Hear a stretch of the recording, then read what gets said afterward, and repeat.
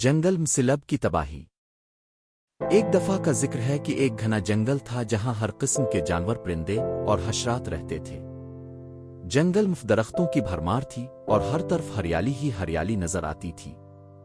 اس جنگل کے بچوں نونگونا بچخ ایک خوبصورت دریا بہتا تھا جو جنگل کے تمام رہائشوت کے لیے زندگی کا ذریعہ تھا۔ اس دریا کا پانی نہایت صاف اور میٹھا تھا اور جانور اس کے کنارے پانی پینے اور آرام کرنے آتے تھے۔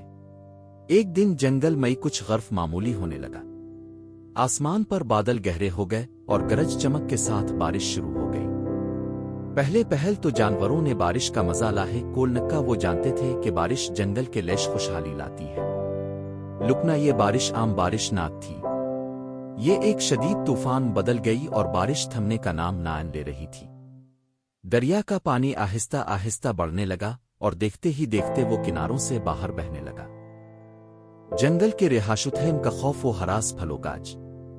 پرندے اپنے گھونسلے چھوڑ کر اونچی شاخوں پر جا بیٹھے، جبکہ جانوروں نے درختوں اور پہاڑیوں کی طرف دوڑ لگائی۔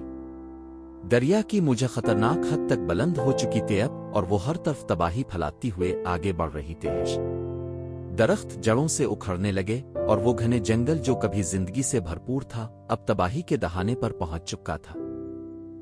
ہاتھی، جو کہ جنگل کا سب سے بڑا جانور تھا، نے اپنی طاقتور آواز میں سب جانوروں کو خبردار کا کہ وہ جلدی سے محفوظ مقامات پر پناہ لیں۔ مگر سلرب کا پانی اتنی تیزی سے بڑھ رہا تھا کہ بہت سے جانوروں کو سنبھلنے کا موقع ہی نہ ملا۔ ہر طرف چیخیں و پکار مچ گئی۔ چتیا، ہرن، خرگوش اور دیگر جانوروں کو اپنی جان بچانے کے لیے جدوجہد کرنی پڑی۔ سلابے کی لہریں اتنی زوردار تھیں کہ وہ جنگل کے بڑے بڑے درختوں کو بھی اپنے ساتھ بہا لے جا رہی تھی۔ جانوروں کے لیے کوئی پناہ نہ رہی اور وہ بے بسی کے عالم میں اب ایک دوسرے کو دیکھ رہے تھے۔ ان کی آنکھوں میں خوف اور بے بسی صاف نظر آ رہی تھی۔ ایک طرف سیلاب کی تباہی اور دوسری طرف بھوک اور پاسین نے جانوروں کو بے حال کر دیا۔ سلابے کے بعد جب بارش تھم گئی تو جنگل کا منظر بدل چکا تھا۔ وہ دریا جو کبھی زندگی کا ذریعہ تھا اب موت کی علامت بن چکا تھا۔ درخت اکھڑ چکے تھے، گھاس ختم ہو چکی تھی اور کئی جانور تو ہلاک ہو گئے تھے یا بے گھر ہو گئے تھے۔ جنگل کا حسن برباد ہو چکا تھا اور وہاں موت کی سی خاموشی چھا گئی تھی۔ مگر جنگل کے جانوروں نے ہمت نہ ہاری۔ انہوں نے مل کر نئے سرے سے اپنی زندگی کا آغاز کیا۔ ہاتھی نے تمام جانوروں کو ایک جگہ جمع کا اور اناک تسلی دی کہ سب مل کر دوبارہ اس جنگل کو آباد کریں گے۔ پرندے واپس آ گئے اور انہوں نے نئے گھونسلے بنانا شروع کیے۔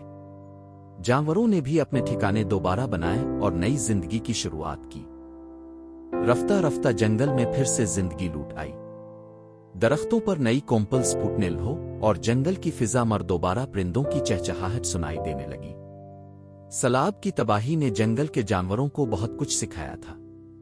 انہوں نے مل جل کر کام کرنے اور ایک دوسرے کی مدد کرنے کی اہمیت کو سمجھا۔ یوں جنگل کے باسواں نے دوبارہ اپنے جنگل کو سرسبز و شاداب بنا لا۔ لیکن اس بار وہ سلالب کے خطرے سے آگاہ ہو چکے تھے اور انہوں نے اپنے لیے محفوظ پناہ گاہ بنا لی تاکہ دوبارہ کبھی اس قسم کی آفت آئے تو وہ بہتر طریقے سے مقابلہ کر سکا۔